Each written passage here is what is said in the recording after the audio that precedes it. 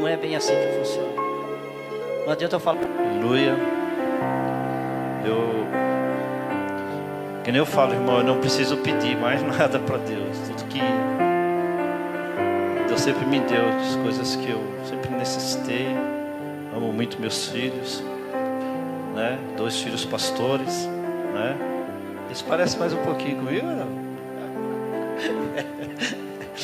Né? Eu amo muito meus filhos. Eu agradeço muito a Deus, né? De ter filhos pastores, pregando a palavra do Senhor, sendo usado na mão do Senhor. Amém? Vamos receber aqui o pastor Fabiano com a linda salva de palmas. Amém.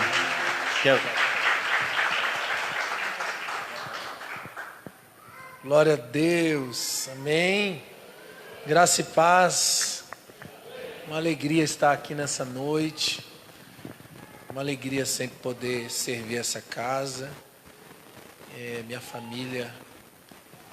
É sempre um prazer estar com meus pais, com meu irmão, minha cunhada. Bom estar aqui. Amém? Glória a Deus. E Deus tem uma palavra de Deus. Deus tem uma palavra para você nessa noite, em nome de Jesus. Abra sua Bíblia comigo, por favor. Carta de Paulo a Colossenses. Colossenses, capítulo de número 3.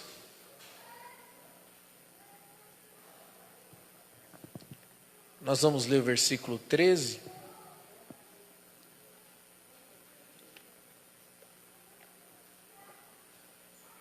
Aleluia.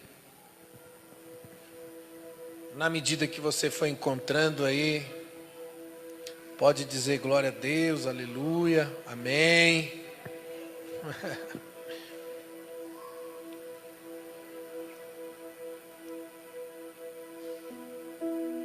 Se tiver alguém aí pertinho de você que não tem uma Bíblia, você divide, compartilha da sua Bíblia, tá bom? Amém? Todos encontraram aí? Vamos colocar de pé só mais um pouquinho. Colossenses, capítulo 3, versículo de número 13. Diz assim: suportem-se uns aos outros e perdoem as queixas que tiverem uns contra os outros. É difícil fazer isso? É ou não é? Difícil é isso aqui, ó. Perdoem como? Quem está lendo comigo? Perdoe como? Aqui elevou o nível de perdão assim, lá em cima, assim, mega blaster. Perdoe como perdoou. Amém? Então não é só um perdão, um simples perdão, é como Jesus perdoou. E isso aqui, isso é muito difícil. Pode se assentar. Espírito Santo, nós entregamos o nosso coração uma vez mais na sua presença. Queremos entender, compreender, Senhor, a largura, a profundidade de todas as coisas. E você tem liberdade, Espírito Santo, para conduzir a palavra que será ministrada nessa noite. Nos dá entendimento, convicção e revelação, Senhor, do teu querer para nós. Em nome de Jesus, é o que te pedimos e entregamos a ti o nosso coração. Amém e amém, Jesus. Amém. Glória a Deus. Irmãos, eu vou fazer uma pergunta para você para iniciar aqui. Eu gostaria que você me respondesse, ou melhor, respondesse para si mesmo. É fácil perdoar? Quem aqui e não foi fácil? Quem está tentando perdoar? Está lutando para conseguir. Porque não é fácil. Tem um ditado que eu gosto muito, que diz que a maior vingança que você faz contra alguém que se fez seu inimigo, A maior vingança que você pode cometer contra essa pessoa é perdoá-lo. É claro que isso não é uma vingança. É apenas uma forma de linguagem poética de dizer. Porque perdoar é compreender a limitação do outro. É perdoando que você constrói a melhor gestão de si mesmo. A melhor forma de você gerir é você perdoar. Porque a maior variável de nossas emoções estão em nossos relacionamentos. O amor, a paixão, o ódio, o ressentimento, a mágoa, só existe porque existe outra pessoa. Só existe porque existe outro. E se nós formos olhar que o propósito de Deus para a humanidade está em volta dos relacionamentos. Deus construiu o homem para se relacionar. Ele criou esse só. A mulher a partir do homem para que eles pudessem. E a partir do relacionamento construísse então o aperfeiçoamento desse ser humano. Nós só somos aperfeiçoados quando nós nos relacionamos. Nós aprendemos sempre a partir do outro. Aliás, nós só conseguimos enxergar a nós mesmos. Temos alguém para ver, alguém para aprender, alguém para visualizar. Então nós nos desenvolvemos sempre a partir de outra pessoa. O relacionamento é a base do homem. Por isso que toda a Bíblia fala de relacionamento. Todo o propósito de Deus direcionado ao homem está ligado a relacionamento. A Bíblia fala de relacionamento. Os 10 mandamentos falam de relacionamento. Os 4 primeiros mandamentos falam do seu relacionamento com Deus. Os outros 6 mandamentos, dos 10 mandamentos, falam do seu relacionamento com o próximo. Por isso que Jesus resumiu toda a lei, dizendo: amarás a Deus acima de todas as coisas, com todo o teu entendimento. E o segundo, semelhante ao primeiro, amarás a ti mesmo. Porque desses 2 mandamentos, você resume toda para o homem está voltado aos relacionamentos. Então, a gente primeiro precisa perder essa mentalidade de individualista. O propósito de Deus não é individual, o propósito de Deus é coletivo, porque o propósito de Deus é relacional. Então não tem a ver comigo, tem a ver com as relações à minha volta. Tudo que Deus quer fazer por um propósito coletivo e não por um propósito individual. Às vezes a gente quer que Deus nos abençoe com riquezas, mas qual que é o propósito da riqueza? Me dar bem, ter conforto, ter um bem-estar pessoal, desfrutar na vida. Tudo isso. O propósito principal não é esse. O propósito principal de você compartilhar com quem não tem, dividir com quem não tem. A Bíblia diz o quê? Divide, reparta o pão, divida tudo com aquele que não tem. É que a Bíblia ensina, porque o propósito de Deus é coletivo e são construídos, sabe, esses sentimentos que nós sentimos, eles são construídos em ambientes de relacionamento. Por isso que a ela depende da qualidade das nossas relações. Quem quer ser feliz aqui? Dá um sinal com a mão. Pastor, eu quero ser feliz. Poxa, é a busca de todo ser humano. Só que o problema é que muitas vezes a felicidade está em possuir alguma coisa ou de alcançar na vida. Não, a felicidade ela depende da qualidade das nossas relações. Só que o fato é que é inevitável de que todas as pessoas com quem você se relaciona vai errar com você, vai falhar com você. Então a nossa felicidade, eu vou corrigir a frase, a nossa felicidade não depende das escolhas das nossas relações apenas, isso também é importante, as escolhas das nossas relações, mas não só das escolhas das nossas relações, porque até mesmo as pessoas boas com quem nós, elas também você, mas depende das nossas reações. A qualidade falam mais de nós mesmos do que da outra pessoa, de como nós absorvemos as coisas negativas, de como nós reagimos diante das coisas que acontecem nas nossas vidas. Isso se chama controle emocional. Eu prefiro chamar de domínio próprio, que é um fruto do Espírito. Sabe, a melhor gestão emocional, e talvez isso o psicólogo não saiba, mas a melhor gestão emocional para o ser humano é uma vida de adoração na presença de Deus, é uma vida conduzida e dirigida pelo Espírito Santo, porque o fruto do Espírito, o domínio próprio, ele vai dar esse entendimento para você.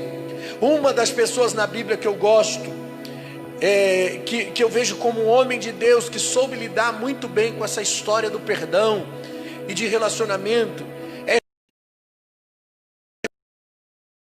o Egito aqui, não conhece, né? José, pelos seus irmãos, e virou escravo, se tornou governador do Egito. Você conhece essa? Dá a volta por cima, que sai do calabouço e vai direto ao trono. Pois é, José, ele foi vendido pelos seus irmãos. Esse moço tinha tudo para alimentar águas, tinha tudo para alimentar. Primeiro, por saber que seus irmãos intentavam matá-lo. No meio ali falou: não, matar é demais, vamos vender ele como escravo. E aí então ele foi vendido. Depois, porque ele foi separado,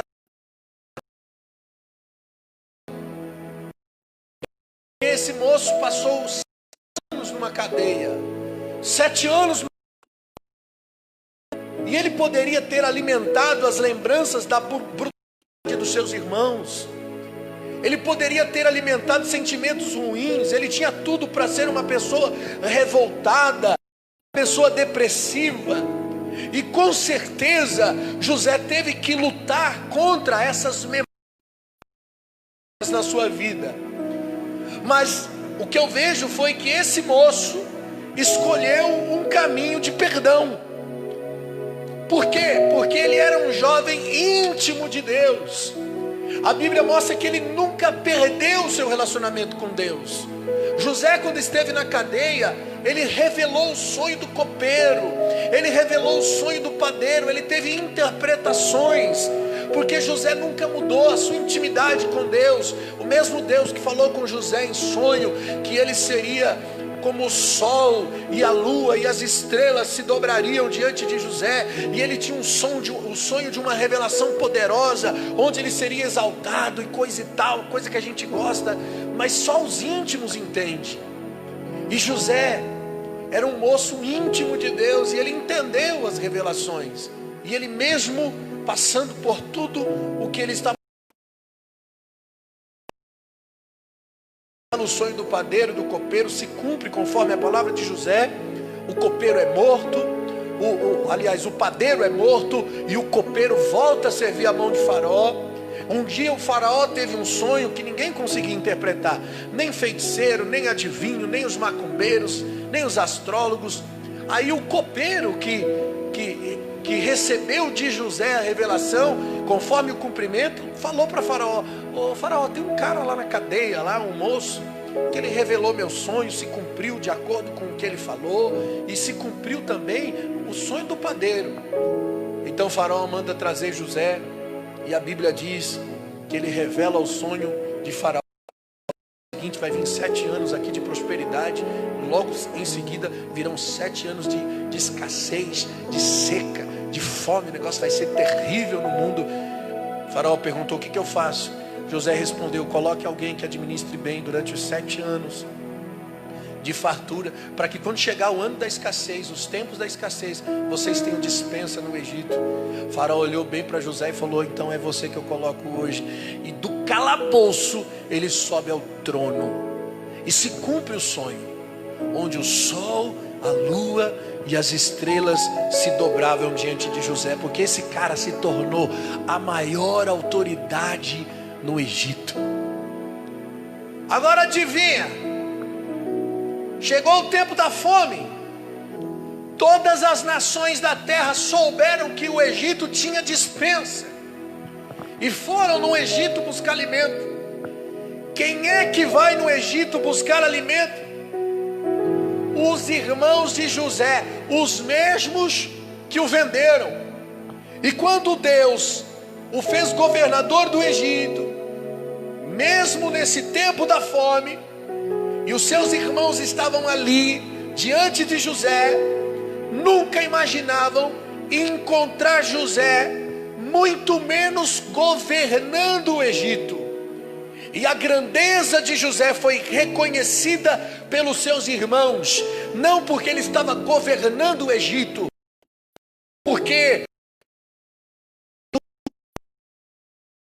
mas porque ele amou e serviu mesmo aqueles que o venderam e o feriram. A Bíblia diz em Gênesis 45:14, olha que cena, irmãos. Ele se lançou sobre o seu irmão Benjamim, o abraçou, e Benjamim também o abraçou chorando. Em seguida beijou todos os seus irmãos e chorou com eles, e só depois os seus irmãos conseguiram conversar com ele. Olha que cena maravilhosa, de botar a dor para fora, de liberação de perdão. O texto mostra que eles choraram por horas, se abraçaram em prantos. A Bíblia diz que o choro foi tão grande que chegou até Faraó. O pranto e o que choravam pela liberação do perdão. Uns choravam de remorsos, porque feriram José, e José chorava porque ele botava a dor para fora. Irmãos, o choro de José mostra que o mal que os seus irmãos fizeram para ele nunca foi esquecido, porque nós não podemos esquecer. Não dá para esquecer emoções ruins, elas são registros das nossas memórias, mas nós podemos administrar para que essas memórias elas não se tornem traumáticas na sua vida. O perdão é o que eu chamo de limpeza emocional. Tem gente que diz: quem perdoa esquece. Mentira, não dá para esquecer o que fizeram, mas o perdão é uma limpeza emocional.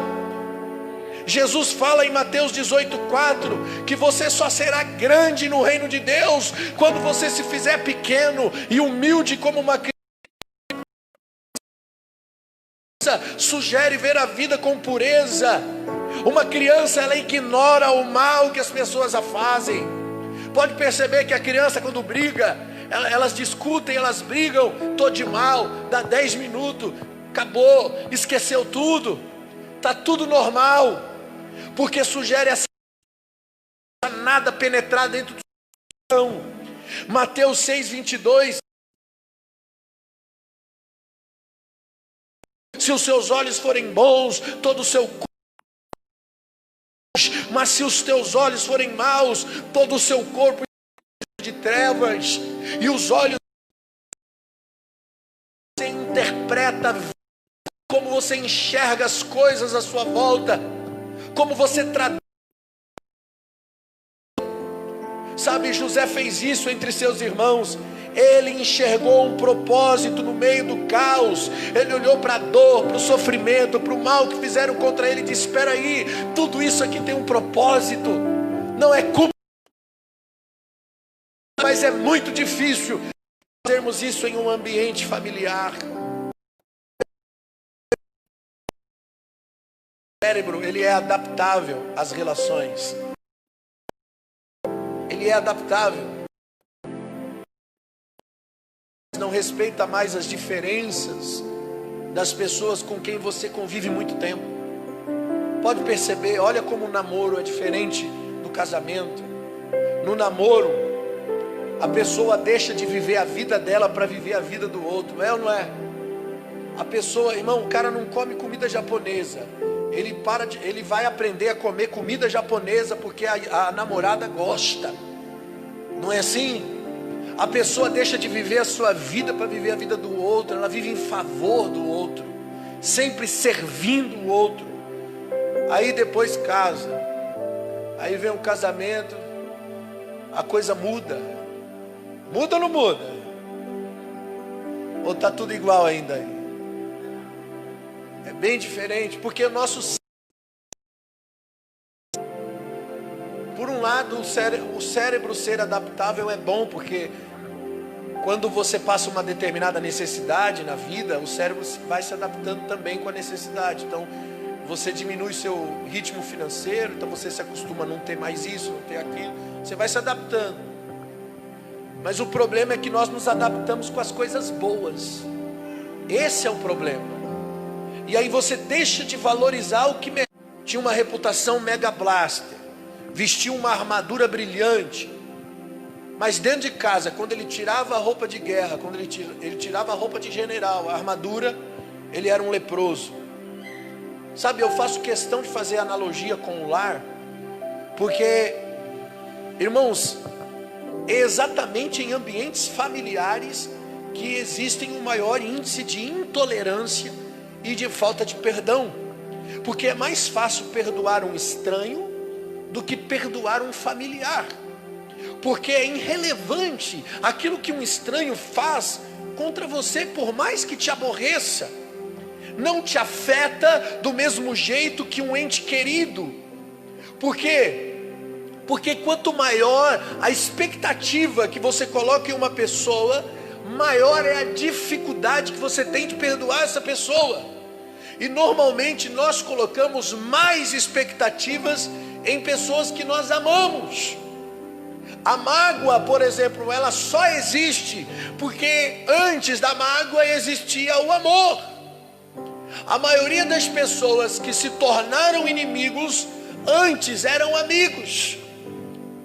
Sabe, mas eu digo que não adianta ter sucessos externos se nós somos derrotados internamente. É um sucesso superficial. Tem uma frase conhecida que diz que nenhum sucesso na vida substitui o fracasso da família. Isso é uma verdade.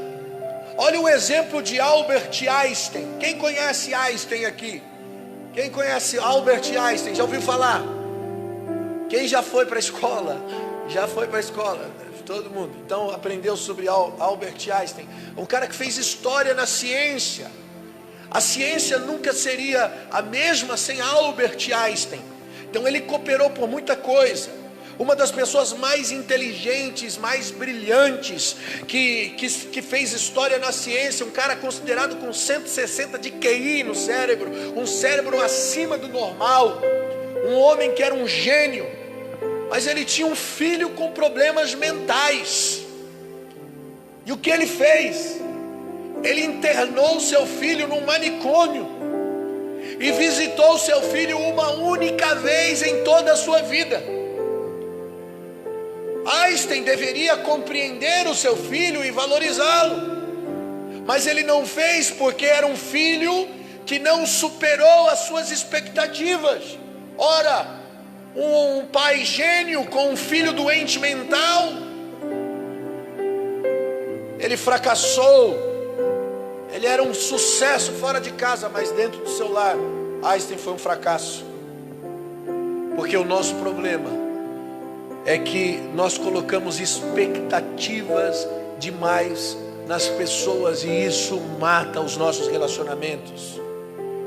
Existem pais que desistem dos seus filhos porque eles não são aquilo que eles gostariam que os filhos fossem.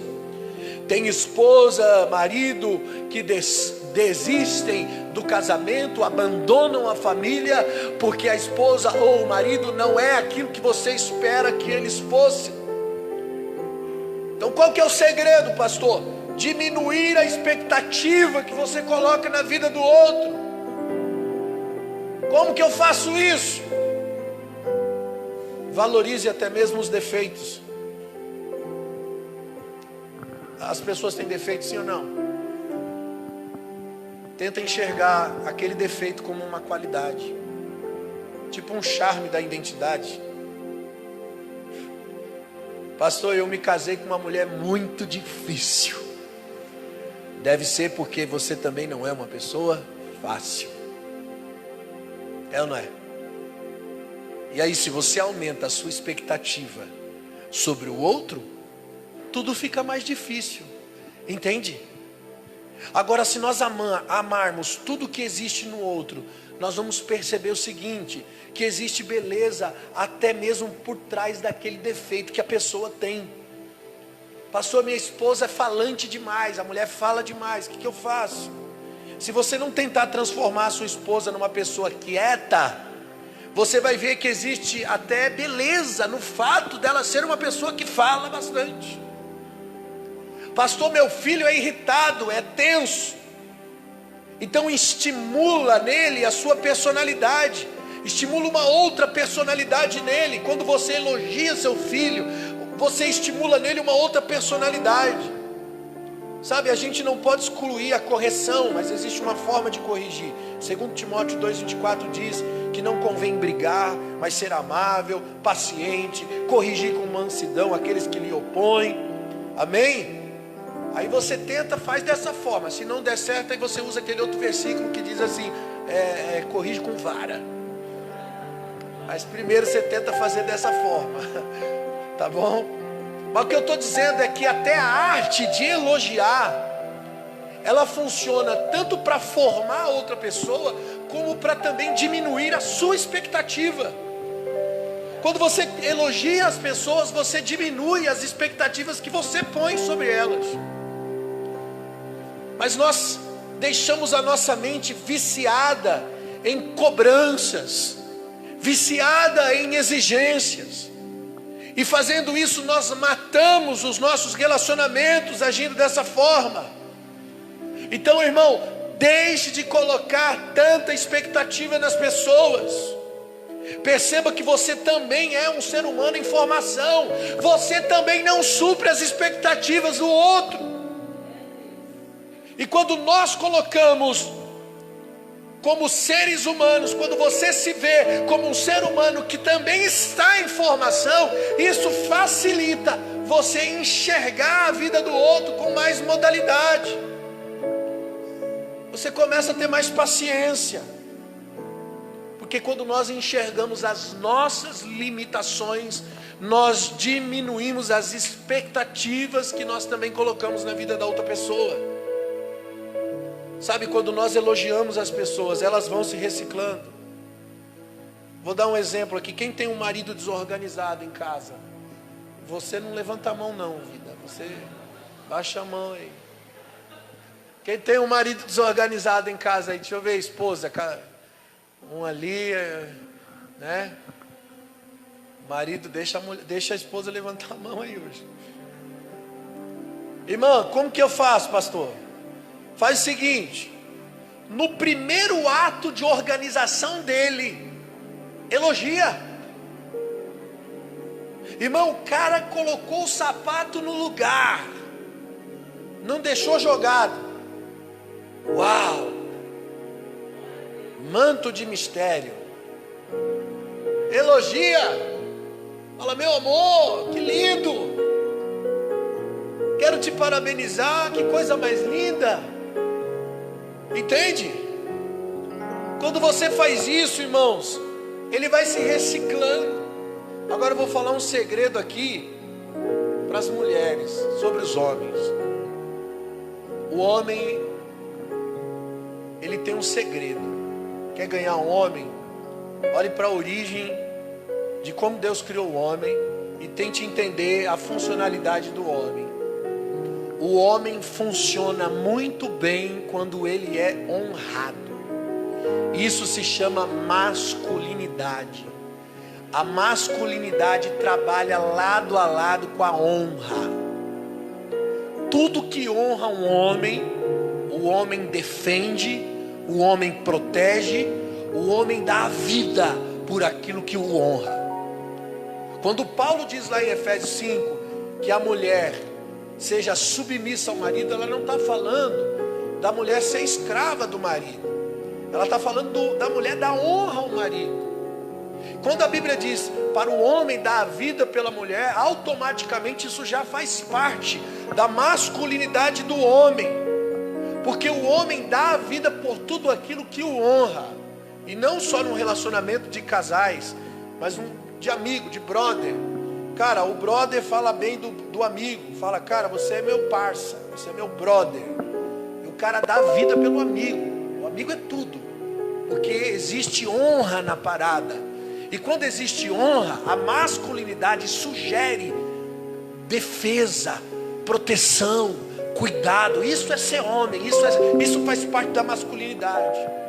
Então, se você honra teu marido, você tem um protetor todos os dias da sua vida, porque o instinto da masculinidade dele vai vir para fora.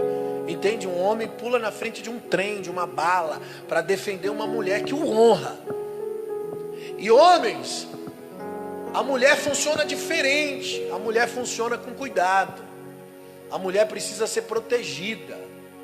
O homem dá vida pela mulher. Você quer ganhar uma mulher, meu irmão, dá proteção, dá cuidado, dá assistência. Você ganhou o coração dessa mulher, porque ela funciona dessa forma. Está na natureza feminina ser protegida. Entende? O que eu quero dizer é que cada ser humano tem um mundo a ser explorado. É como um garimpeiro de ouro que, quando encontra uma pedra bruta, ele reconhece o valor daquela pedra, mesmo sendo uma pedra bruta, sendo uma pedra feia. Eu não sou garimpeiro, eu nunca conseguiria saber a diferença do que é uma pedra de ouro, porque uma pedra, antes de se tornar aquela pedra brilhante, um anel de ouro que a gente coloca no dedo, ela passa pela lapidação. O garimpeiro vai ter que levar para a oficina de lapidação. Assim somos nós, irmãos. Nós somos os garimpeiros, e nós encontramos pedras brutas todos os dias nas nossas relações. Agora entenda o valor dessa pedra, entenda o valor dessa pessoa. Se vocês seguirem a instrução de Deus, Deus vai lapidar aquela pedra bruta usando você que a encontrou. Para fazer isso, irmãos, você precisa olhar para a vida e entender que a vida é uma poesia. Eu não posso tornar tudo para dentro de mim e me viver dentro de uma cápsula de ofensa. Eu tenho que enxergar a vida como uma poesia, enxergar a vida como uma beleza da vida, entender que o outro precisa da minha paz para se transformar em uma pessoa melhor. Como que eu faço isso, pastor? No meio das frustrações, eu preciso entender que o momento mais importante para escrever a minha história é exatamente quando as pessoas me decepcionam. Olha o exemplo de José. Ele não vendeu a sua paz. Não significa não aceitar o que as pessoas fazem para te ferir, ou as atitudes que ela tem contra você, mas significa compreender que por detrás de uma pessoa que te fere, existe sempre uma pessoa ferida. Ninguém é como é em vão. E se eu compreendo a limitação do outro, então eu decido não vender a minha paz. Eu decido não vender a minha paz para a ofensa. Irmãos, a história de perdão que permeia a história da humanidade se chama cristianismo.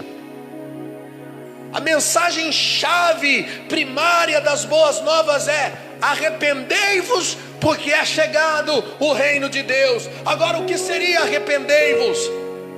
Seria se perdoar, seria compreender erros passados e decidir por um novo e vivo caminho. Isso é se perdoar. E ninguém pode se sentir perdoado enquanto não se perdoar. E também não consegue perdoar os outros se não se perdoar. Se você não se amar, você não vai amar o outro. Porque o mandamento de amar o próximo é amar o próximo como amar a si mesmo. Uma pessoa que não se ama não consegue amar o próximo. Só que naturalmente nós nos amamos. Nós nos amamos por natureza. Por isso que Jesus elevou o padrão de amar o outro na ordem: ame o outro como a ti mesmo. Por isso que a Bíblia diz: se nós julgássemos a nós mesmos, nós não seríamos julgados. Por quê? Porque quando nós amamos a nós mesmos, nós não nos julgamos. Se nós amarmos o outro como a nós mesmos, nós não julgamos. Mas existem alguns que, por causa de um distúrbio emocional muito elevado, carregam a culpa da autoflagelagem. E essas pessoas têm dificuldade de perdoar o outro, porque não conseguem se perdoar. E quem não se perdoa nunca, jamais vai conseguir perdoar o outro. Porque este é o padrão. Porque quando nós nos amamos, nos perdoamos. E se amarmos o outro como a nós mesmos, que já é difícil, perdoamos. Amém? É a partir disso que nós ganhamos a capacidade de nos relacionar e de ser bênção na vida das pessoas. Porque nós olhamos para o outro através de nós mesmos. Então ganhamos paciência, ganhamos tolerância, ganhamos e alcançamos o perdão. Sabe, irmãos, a nossa mente, ela tem registros emocionais que são causados por momentos bons e momentos ruins. E não depende do nosso eu esses registros. Eles acontecem. O seu cérebro vai registrar a sua história. Tem alguma coisa da infância que você lembra que marcou a sua história? Chama memória afetiva. Você nunca vai esquecer um momento bom, maravilhoso da sua vida. Como também tem coisas ruins que você não consegue esquecer.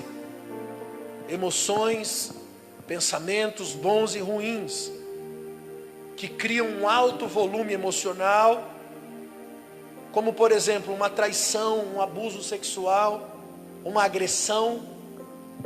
O cérebro cria uma janela traumática que faz com que ela seja lida e relida várias vezes durante a sua vida, e isso se torna inesquecível, e você começa a reviver o passado, reviver aquelas mesmas emoções. E aí você tem dificuldade de perdoar os desafetos da pessoa que te feriu, porque você está vivendo aquele passado, você está vivendo aquela experiência, e você se torna prisioneiro da sua própria mente. Isso inclusive impede a pessoa de acessar as memórias boas da sua vida. E aí a pessoa fica vivendo na gravidade da órbita daquela pessoa que a feriu. Esses dias eu estava com um casal e eles estavam brigando, e a gente ali tentando aconselhar e sempre falando de coisas ruins, de coisas que machucaram e tal. Eu parei e falei: pega um na mão do outro, fecha os olhos, pensem nas coisas boas, que eu sei que tem mais coisa boa aí do que coisa ruim. Eles começaram a chorar e se abraçaram. Sabe, as coisas ruins, elas fazem às vezes as pessoas se esquecerem das coisas boas. Sabe, irmãos, a nossa personalidade é a maior residência que nós temos, irmãos. Nós precisamos transformar isso. Eu preciso criticar cada princípio, cada pensamento ruim que passa pela minha mente. A crítica, ela é um princípio de sabedoria na filosofia. E eu tenho que questionar os pensamentos ruins. Eu tenho que questionar as coisas ruins que passam dentro do meu sentimento. A Bíblia chama isso de domínio próprio. É fruto do Espírito. Domínio próprio é justamente você de sentimentos, de emoções erradas e se livrar delas.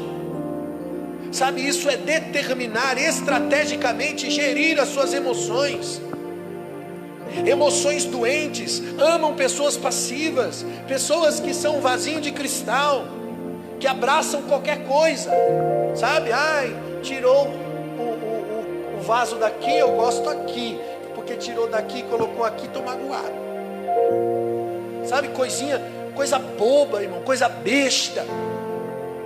Sabe, mas são pessoas doentes emocionalmente. E emoções ruins adoram pessoas passivas. Pessoa que qualquer coisinha faz uma tempestade num copo d'água. Agora, emoções saudáveis estão em pessoas ativas. Pessoas que questionam o teor das emoções. Digam, não, peraí, isso aqui é uma bobagem. Não vou levar isso em consideração, não. Lamentações 3:21, a Bíblia diz: trago à memória aquilo que me pode dar esperança, graça ao nosso Senhor, que nós não somos consumidos, pois as suas misericórdias são inesgotáveis, elas se renovam a cada manhã, e grande é a sua fidelidade. Mas olha aqui o versículo 24, o salmista diz: digo a mim mesmo, a minha porção é o Senhor, nele porém a minha confiança. Sabe de uma coisa? Tem hora que você precisa dizer a si mesmo: digo a mim mesmo. Você precisa dizer algumas coisas a si mesmo. Pastor, tem coisa que é imperdoável. Como é que a gente vai perdoar o imperdoável? Sabe, o nosso problema é que a gente enxerga a religião, ela sempre nos ensinou o perdão como uma regra de fé. Tipo, não, você tem que perdoar. Mas espera aí, vamos entender o que é perdão. O perdão tem que ser aplicado de forma inteligente. Assim como a fé também deveria ser inteligente. Infelizmente a religião também ensina a fé, uma fé ignorante, tipo fé na fé. E não é fé na fé, não é fé de pensamento positivo, não é fé, não, vai dar certo, eu tenho fé. Não, é fé nos princípios, é fé naquilo que Deus nos ensina.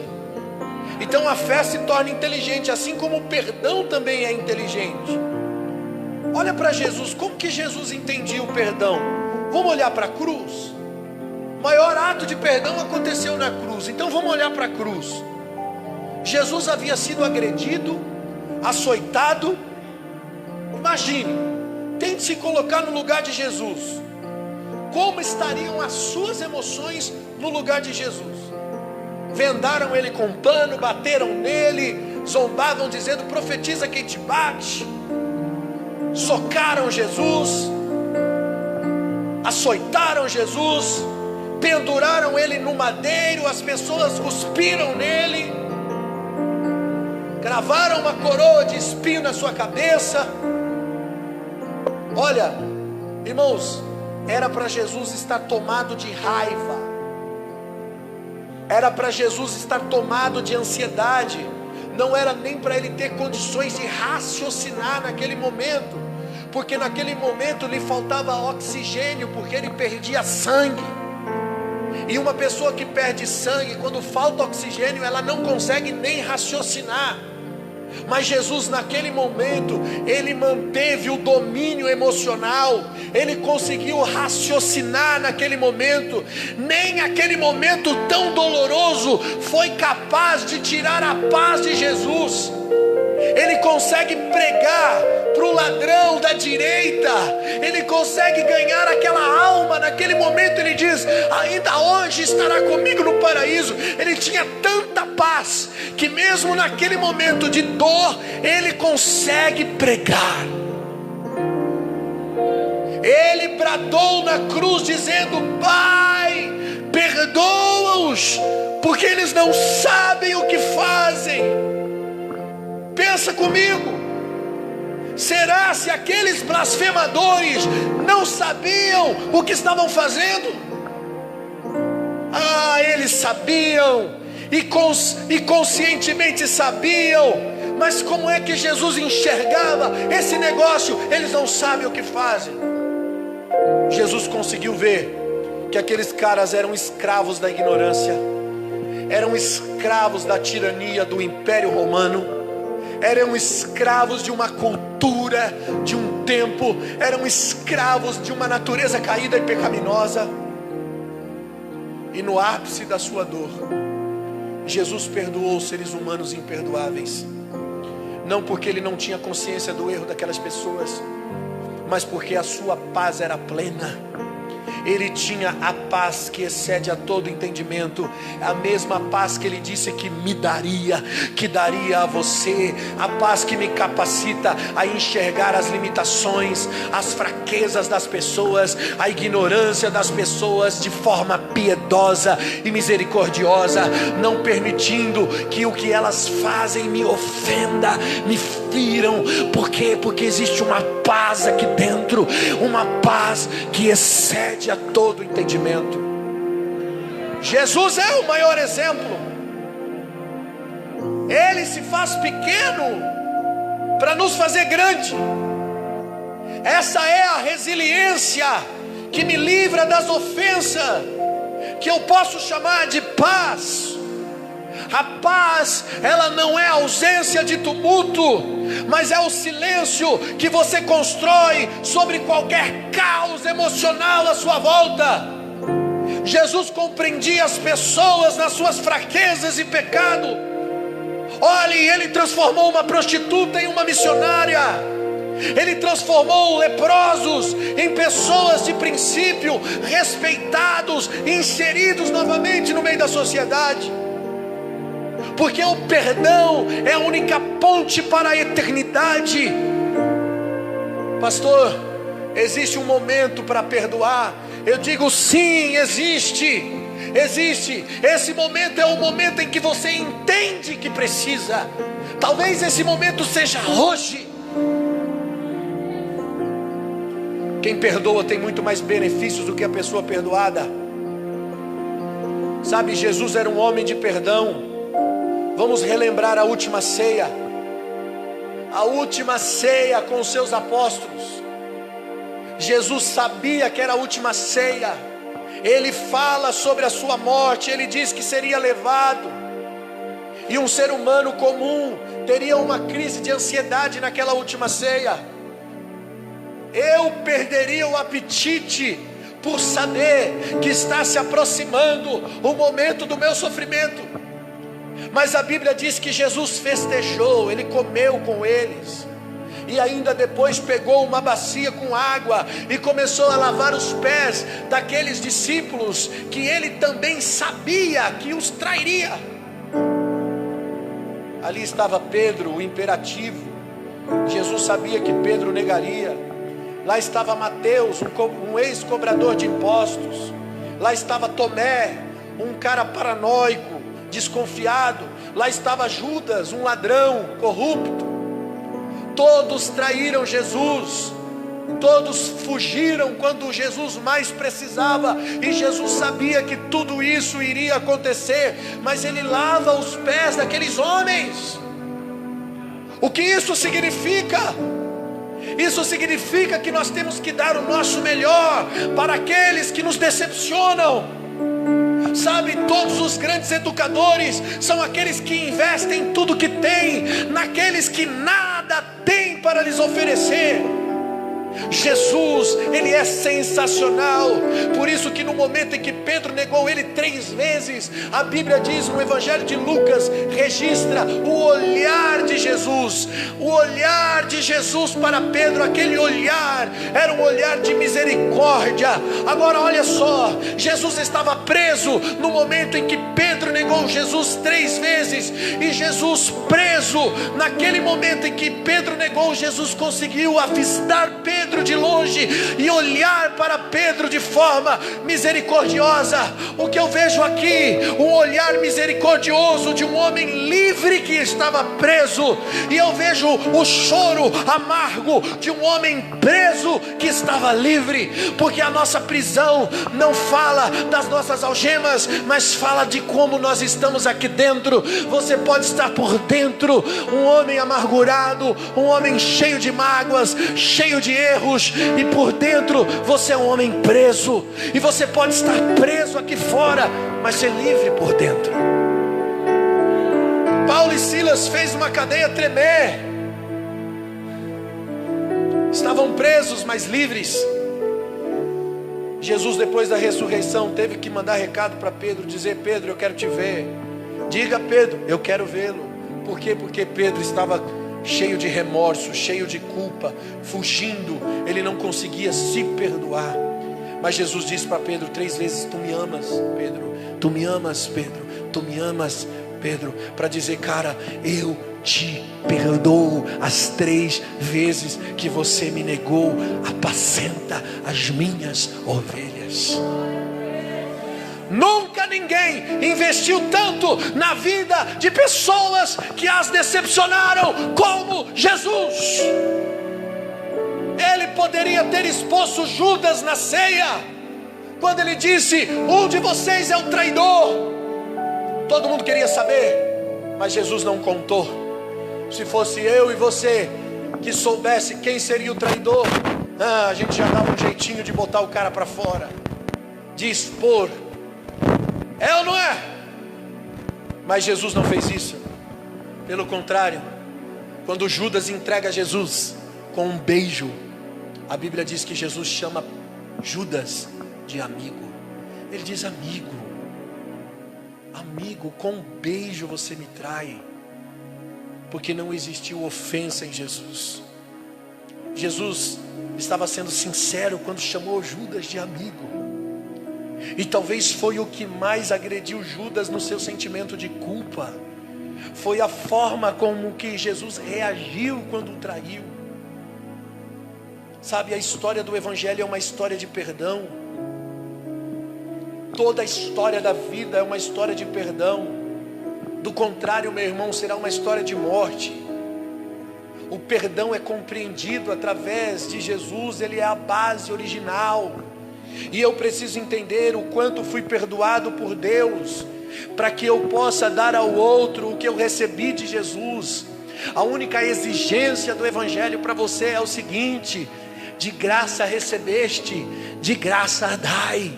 O que você recebeu de Jesus é o que você precisa dar ao outro. Só que nós nunca vamos dar ao outro enquanto nós não tivermos noção do quanto fomos perdoados por Deus. Por isso que Jesus disse: quem mais é perdoado tem mais amor.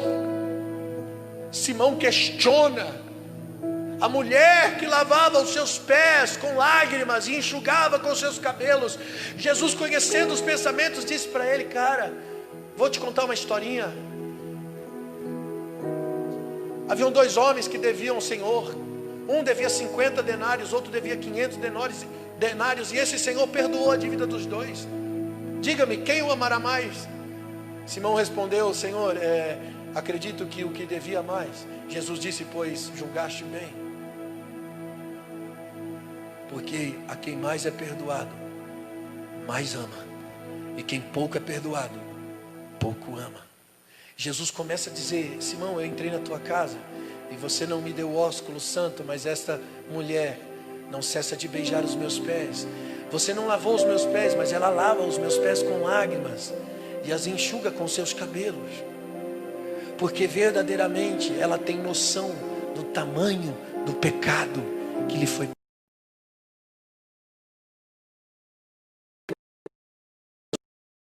Nos enxergarmos, para entender o quanto fomos perdoados. É bom senso para amar, para se relacionar com o outro, para perdoar o outro. Sabe, irmão, todo mundo tem telhadinho de vidro. Por isso que a Bíblia diz: a ninguém julgueis. Nós não temos autoridade para julgar ninguém. Nós podemos ajudar as pessoas a sair do pecado, a levantá-las do buraco, a mostrar o caminho da integridade, da verdade, da justiça, em amor. Porque foi o que o nosso Jesus fez na cruz. Uma vez João falou: mestre, vamos mandar fogo, matar todo mundo. Jesus disse: de que espírito sois? O Filho do Homem não veio para destruir as almas, mas para salvá-las. A melhor forma de demonstração de amor, de juízo, ou de correção de Deus, é a forma de amar. É dizer a verdade com amor. Não é dizer a verdade porque você quer ser melhor que o outro, mas é porque você preocupa-se com a vida do outro. Então existe toda uma cautela. Não é dizer porque você está revoltado. Não, nós não podemos ser tomados de revolta. Propósito, entender o nosso lugar aqui, cara. Comece em Jerusalém, comece na tua casa, no teu lar, e deixe tocar as cidades circunvizinhas. Onde você pisar, onde você tocar, onde você caminhar, onde você falar. Irmãos, os seus relacionamentos, seja dentro da sua casa, no seu trabalho, na escola, na faculdade, por onde você passa, você pode ser a mensagem viva do Evangelho, a carta viva, escrita não com caneta, não com tinta, mas escrita pelo Espírito Santo, lida por todos os homens. Estamos rodeados de uma nuvem de testemunhas, e elas querem ouvir a mensagem que é lida através da sua vida. Amém? Você crê nessa palavra? Você recebe essa palavra no seu coração? Fica de pé. Aleluia.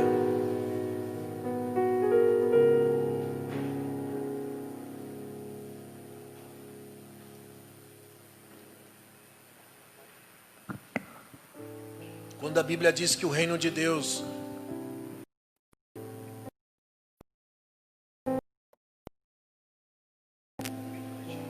mas o reino de Deus é paz, justiça e alegria do Espírito, está falando de uma transformação pessoal, uma mudança que acontece em mim, para que através de mim,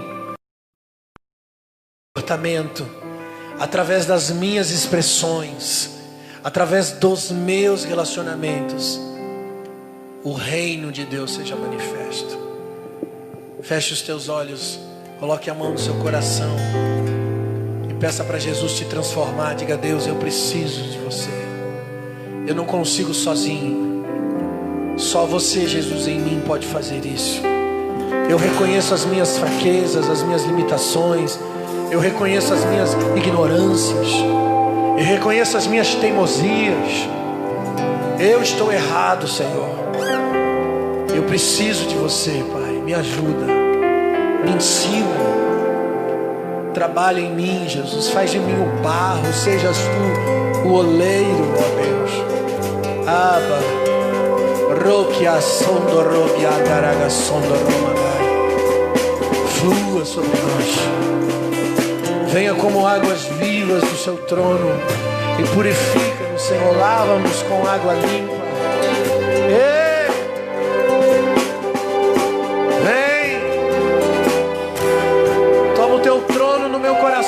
Senhor, governa minha mente, os meus sentimentos e emoções. Venha o teu reino, mexe com todas as minhas estruturas. Ei, Abba, flua, Senhor. Nós te damos liberdade sobre nós, nós te convidamos. Estabelece o teu trono sobre nós. Essa é a nossa batalha diária, Senhor. A morte do nosso ego, a destruição do nosso eu, do orgulho. Nos ensina, Senhor. Manifesta o teu coração em nós, porque Cristo em vós é a esperança da glória. Nós queremos expressar a tua imagem e semelhança. Dá-nos um coração igual ao seu.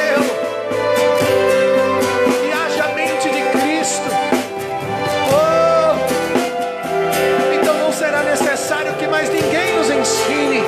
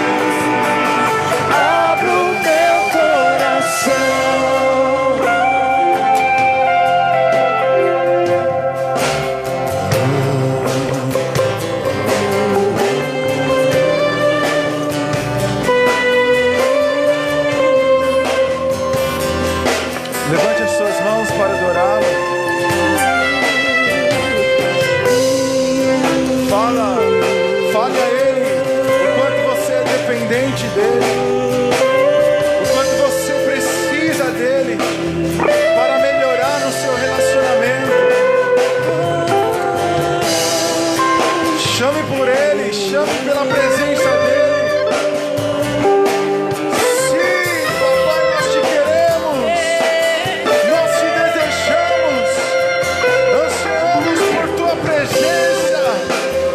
Ali os nossos corações, a nossa mente, alinha, Senhor, as nossas vidas.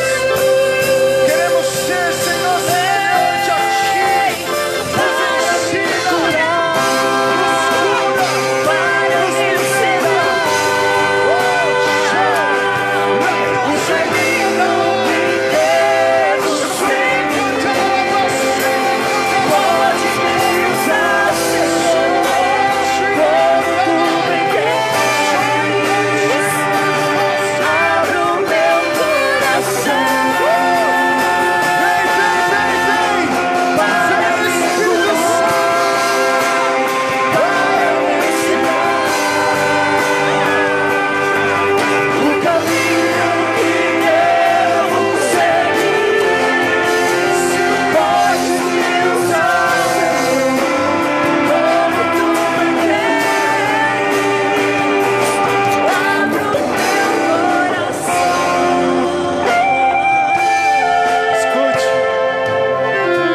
Você entrou aqui nessa noite afastado do Evangelho.